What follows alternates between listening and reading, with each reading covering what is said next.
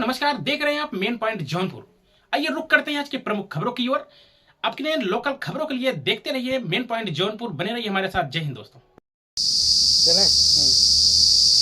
नेताजी, जैसे आपका संस्थान 8 साल से चलता चला आ रहा है, तो आप कैसे लोगों के साथ खड़े होते हैं?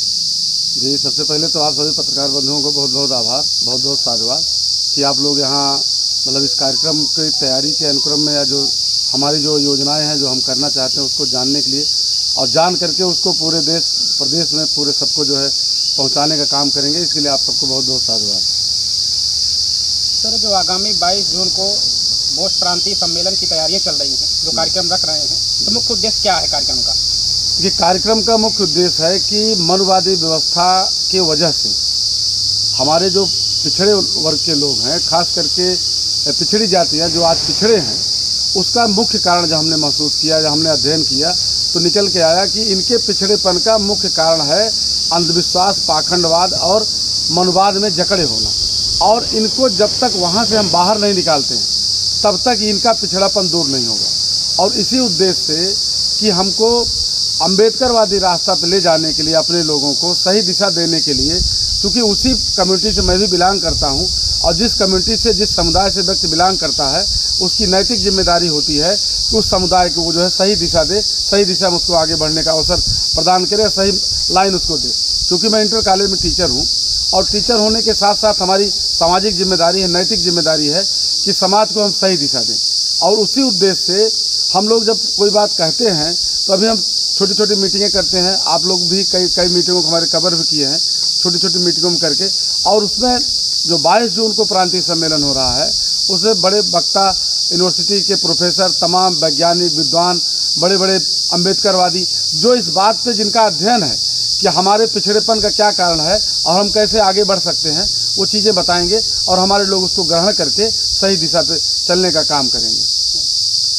आज का जो उद्देश्य रहा मेन प्रेस वार्ता का, आप समाज में क्या पहुंचाना चाहते हैं अपनी ओर? हम एक बताना चाहते हैं समाज को, आप लोगों के माध्यम से, कि जो 22 जून का प्रांतीय सम्मेलन हो रहा है, इसमें वो लोग आएँ और हम क्या देना चाहते हैं, क्या बताना चाहते हैं। हमारे लोगों ने जिसने जो बता दिया, यहाँ चले जाओ, वहाँ चले जाओ, वहाँ देवथान चले जाओ, वहाँ मठ पे चले जाओ, तो वहाँ जो है तीर्थ चले जाओ, व्रत करने चले जाओ, तमाम जिन लोगों ने जो बताया, हमारे लोगों ने वो किया अपने को बेहतर करने के लिए।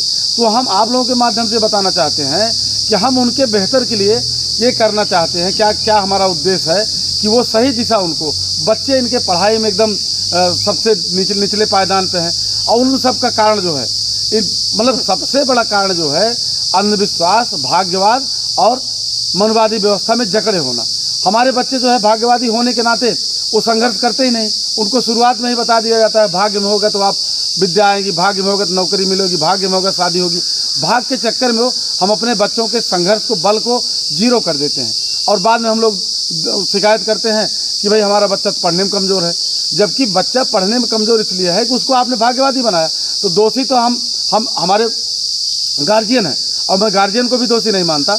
दोषी हम जैसे पढ़े लिखे लोग हैं जो इस समुदाय में पैदा हुए हैं। अपने समुदाय के लिए जो है सही क्या है, गलत क्या है, उसको बताना चाहिए और सही दिशा दे करके सही दिशा में जो है कम्युनिटी को जो है आगे बढ़ने के लिए प्रेरित करना चाहिए। सर, जैसे आपने मनुवाद की बात किया जी, तो समाज में उठ रही हर समस्याओं के पीछे कहीं न कहीं मनुवाद की चर्चा होती है। तो मनुवाद जैसे पेड़ की सिंचाई कौन कर रहा है? नहीं, मनवाद हमारे ना समझ लोग, जैसे हमको पढ़ने लिखने का अधिकार नहीं था हमारे लोगों को, तो जब पढ़ने लिखने का अधिकार नहीं था, हमारे ऊपर एक बैन था, आप जान रहे हैं इस बात को, और उनके ऊपर बता दिए आपको सेवा करने का काम है तो आपको ये करने का काम है, आप ये करेंगे, तमाम उनके कार्य बांट दिए गए। लेकिन जब से संवैधानिक व्यवस्था लागू हुई देश भारत के अंदर, बाबा साहब का संविधान लागू हुआ, चूँकि समाज में 2-2.5 हज़ार साल पहले से वो व्यवस्था चली आ रही है, तो आज भी समाज, जैसे बाबा साहब ने संविधान में लिख दिया आर्टिकल 14 में बराबर विधि के समक्ष बराबर है, आर्टिकल 15 में लिख दिया कि धर्म, लिंग, जात, निवास के आधार पर कोई भेदभाव नहीं किया जाएगा। लेकिन समाज में आज भी, आप समाज में जाइए, छोटे से बच्चे से पूछिए सबसे ऊंच जात कौन है, तो बच्चा आपको बता देगा सबसे ऊंच जात फला है। तो मनवादी व्यवस्था अभी समाज में है और समाज से जब तक मनवादी व्यवस्था हम बाहर नहीं निकालते हैं तब तक ये ऊंच नीच की भावना, तब तक इस तरह से जो है भेदभाव की भावना, तब तक कुछ जातियों को लगता है कि हमको इसीलिए हम पैदा हुए, सेवा करने के लिए पैदा हुए हैं, तो वो निकालना जरूरी है।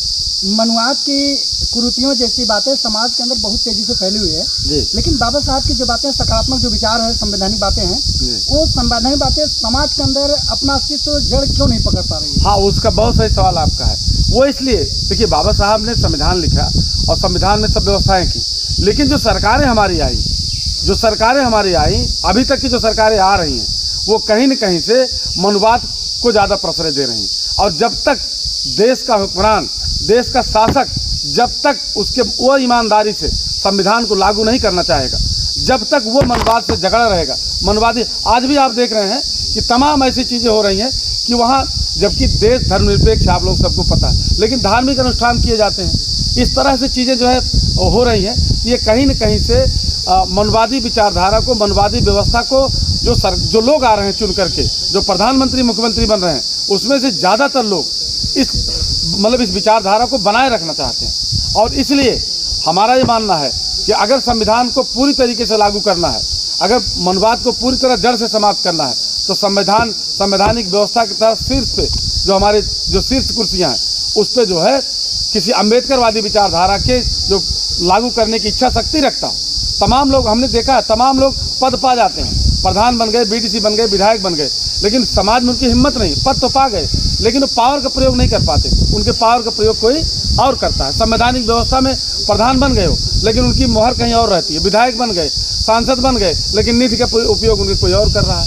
सरकारी तख्तों-ताज पर मनुवाद राज कर रहा है जी, कहने के अनुसार। जी बिल्कुल। तो इस मनुवाद रूपी जड़ को या इस समस्या को समाधान करने के लिए आप क्या कर रहे हैं? हम समाज को वो उसी अनुक्रम में काम किया जा रहा है। जो 22 का हमारा प्रांतीय सम्मेलन है वो उसी, चूँकि ज़्यादातर मनवाद को मजबूत का अगर कोई कर रहा है तो हमारे नासमझ लोग, पिछड़े लोग कर रहे हैं, उसी को मजबूत कर रहे हैं, उसी से लात खा रहे हैं। इसलिए हम जो मनोविधान है इसको हम दुनिया का सर्वश्रेष्ठ राजनीतिक ग्रंथ, मतलब सबसे बड़ा कूटनीतिक ग्रंथ मानते हैं कि 4.5 साल जो है पीटने काट तोड़ने की बात करता है, निष्ठाहीनता की बात करता है, और 4-5 महीने के अंदर अंदर वो लोग जो है हिंदूवादी बात करके, भाई हम लोग सब धर्म है, ये है, इस तरह की बात करके अपना काम कर लेते हैं। और पिछड़ों का प्रयोग कर लिया जाता है पटरा बल्ली की तरह। पिछड़े प्रयोग है, प्रयोग होने के बाद फिर उनको जो है जहाँ के तहाँ नीच है, छूट है, यहाँ वहाँ, इस तरह की व्यवस्था चल रही है। सर, आप बड़े हिम्मत के साथ जो है आज प्रेस वार्ता कर रहे हैं और मनुवाद की जड़ों पर एक कुठाराघात कर रहे, प्रहार कर रहे हैं जी। लेकिन आप जैसे हमारे समाज में और भी बुद्धिजीवी लोग हैं जी, लेकिन उनके विचार में ये बातें क्यों नहीं है? देखिए, विचार में सबके आएगी। मैं उसको महसूस कर लिया। हम अपने बर्बादी का, हम शासक कौम हैं, देश भारत के हम शासक, सूर्यवंशी हम लोग क्षत्रिय हैं, लेकिन आज हमको नीच बनाया गया है, शूद्र बनाया गया है। और जिस व्यवस्था के तहत बनाया गया है, जिस व्यवस्था से हमको नीच बनाया गया है और जिस व्यवस्था से हमारे लोग नीच बने हुए हैं, अगर उसकी जानकारी हमको हो गई है तो हमारा पहला कर्तव्य बनता है उस व्यवस्था से हम अपने लोगों को बाहर निकालने, और उसी काम के लिए हम लोग लगे हुए हैं। हमारी टीम जो है, मोस्ट कल्याण की टीम जो है, हमारे और सब भाई लोग जो है सब उसी लिए लगे हुए हैं। सर, ये मोस्ट कल्याण मीन्स होता क्या है? Most, M for minority, O for OBC, S for SC, T for tribe. Minority, OBC, SC, tribe के कल्याण के लिए, मतलब आप कह सकते हैं कि जो माननीय कांशीराम साहब का बाम सेफ है या बहुजन है, वही जो है श्यामलाल निषाद का, रामानंद बौद्ध जी का, राम अजोर जी का जो है वही मोस्ट। अध्यक्ष जी, कहीं ऐसा तो नहीं आने वाले समय में ये आपका जो मोस्ट कल्याण बनाया है आपने, कहीं आने वाले समय में ये भी पार्टी राजनीतिक रूप तो नहीं ले लेगी? नहीं, देखिए, हम तो कोई ऐसी बात तो हम कर नहीं रहे हैं कि जो हम अपने लिए कुछ कह रहे हैं। हमारी सीधी बात है, हमारा सीधा संदेश है कि अम्बेडकरवादी राह पे मनवाद को छोड़ करके लोग अम्बेडकरवादी राह पे आ जाएं और वो राजनीतिक मतलब पद पा सकते हैं, प्रतिष्ठा पा सकते हैं, प्रधानमंत्री मुख्यमंत्री बन सकते हैं। और जो आज उनका पद है उसके बाद भी पावर नहीं है, पावर कोई और उपयोग कर रहा है। मनवादी रास्ते से हट करके जिस दिन अम्बेडकरवादी रास्ते पे आ जाए हमारे लोग, वो जो है हर कुछ प्रयोग कर सकते हैं, हर कुछ कर सकते हैं। अध्यक्ष जी, कहीं न कहीं आपने अम्बेडकरवाद का नारा या स्लोगन आपका बार बार यही है जी, लेकिन देश की ये कुरीतियाँ, देश का ये विडम्बना, देश का दुर्भाग्य समझिए, जिसके संविधान से भारत चल रहा है जी, और उसी की मूर्तियाँ आज तोड़ी जा रही हैं। विशेष करके यही समाज विलिप्त माना जाता है, कहीं कहीं यही आगे आता है। क्या कहेंगे इससे? नहीं, देखिए, ऐसा है कि वो उनकी मानसिकता जो है, दूषित मानसिकता के लोग हैं ये, और दूषित मानसिकता के लोग, और वो इसी तरह काम करते हैं। आरक्षण की व्यवस्था जो संविधान में दी गई है, अगर वो ईमानदारी से आरक्षण लागू कर दिया गया होता तो आज सब कुछ सही हो गया होता। जो लोग आरक्षण कहते हैं कि आरक्षण नहीं होना चाहिए, ज़्यादा दिन तक नहीं चलना चाहिए, वही लोग जब पंचायत का चुनाव आता है, जब रिजर्व सीट की बात आती है, वो अपना हरवा और गोबर कहीं लड़ाते हैं और वो उनका पूरी कोशिश होती है कि ये सीट जो है उन्हीं कंट्रोल में रहे। आप बताओ, आपकी सीट, आप ईमानदारी से, आप अगर सीट रिजर्व है तो वहाँ आप क्यों दखल दे रहे हो? आप क्यों दखल देना चाहते हो? क्यों अपने पास रखना चाहते हो? इसका मतलब कि उनकी नीयत ठीक नहीं है। वो हमेशा जो है उस पर काबिज रहना चाहते हैं, आरक्षित सीट पे भी वो काबिज रहना चाहते हैं। और जब तक ये व्यवस्था रहेगी, अध्यक्ष जी रोकना चाहेंगे, ये जो आरक्षण की बात आती है जी, लोग ये कह रहे हैं आरक्षण नहीं चाहिए जी, ये नहीं, देश को खोखला बना रहा है जी। तो देश में आरक्षण खत्म करना जरूरी है? जात नहीं, देखिए ऐसा है, जब तक जातियाँ रहेंगी, हम कह रहे हैं कि आप जाति को खत्म कर दो, आप ऊंच नीच की बात खत्म कर दो, आरक्षण आज वापस ले लो, हम लोग इस लायक हैं। लेकिन देखिए, आरक्षण जो दिया गया है वो सामाजिक हीनता, हमको सामाजिक रूप से हम कितना भी काबिल हों, हमारे अंदर कितनी भी क्षमता हो, लेकिन हम अगर शूद्र हैं तो हमारा व्यवहार उसी तरह किया जाएगा। आरक्षण इस सामाजिक व्यवस्था को दुरुस्त करने के लिए किया गया। आरक्षण कोई रोजगार का साधन नहीं है। अगर कोई, और हमको प्रतिनिधि दिया गया है, क्योंकि मैं निषाद कम्युनिटी से हूँ, आरक्षण हमको इसलिए दिया गया है, वो SC OBC को आरक्षण इसलिए दिया गया है कि अपनी जाति को, अपने समुदाय को प्रेजेंट करे। और मैं प्रेजेंट कर रहा हूँ, मैं पिछड़ी जातियों को प्रेजेंट कर रहा हूँ। जहाँ जरूरत पड़ती है, जो आरक्षण हमको मिला है, हालांकि मैं क्वालिफाइड जो है अनरिजर्व में क्वालिफाई हुआ हूँ, आरक्षण कोटे में नहीं आया हूँ, मैं जनरल कोटे में क्वालिफाई किया हूँ। लेकिन सुनिए बात क्लियर, लेकिन मैं प्रेजेंट कर रहा हूँ।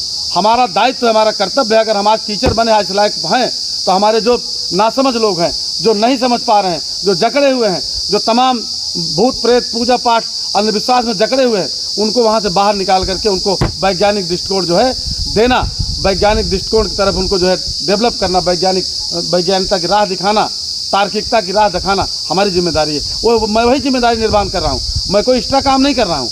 हमारा जो दायित्व है, एक शिक्षक होने के नाते, एक समाज का बुद्धिजीवी होने के नाते, मैं वही काम कर रहा हूँ। मैं कोई एक्स्ट्रा अपने लिए कोई काम नहीं कर रहा हूँ। हमारा कर्तव्य है, हमारी जिम्मेदारी। 8 साल से आप संगठन को चला रहे हैं जी। कहाँ तक सफल हैं आप? हम अब भाई सफल, हम सुल्तानपुर से शुरू किए, आज आपके जौनपुर में हम जो है प्रांतीय सम्मेलन कर रहे हैं। और अब बहुत सारी सफलता तो आप लोगों के ऊपर है। आप लोग इसका अगर सही ढंग से प्रचार प्रसार करेंगे तो बड़ा कार्यक्रम होगा, और पूरे पूर्वांचल में, पूरे प्रदेश में आप लोग तो चाहेंगे अभी 10 मिनट के अंदर पूरी दुनिया में फैल जाएगा। पूरी दुनिया में संगठन का मोस्ट का जो है वो हो जाएगा, चर्चा हो जाएगी, चर्चा शुरू हो जाएगी। तो आप सबका कितना सहयोग मिलता है उसके ऊपर है संगठन का विस्तार। ये 22 तारीख को जो आपने कार्यक्रम रखा है, 22 जून, ये प्राकृतिक रूप से और ये जो ऋतुएं हैं जी, उनके अनुसार ये बरसात का मौसम है जी, और आपका लंबा कार्यक्रम होना सुनिश्चित है। जी। कैसे सफलता अगर हो सकती है? गर्मी इतनी प्रचंड है या मौसम इतना देखिए, हमारे लोग जो है गर्मी में भी खूब काम कर सकते हैं, पसीना भीग करके भी काम कर सकते हैं,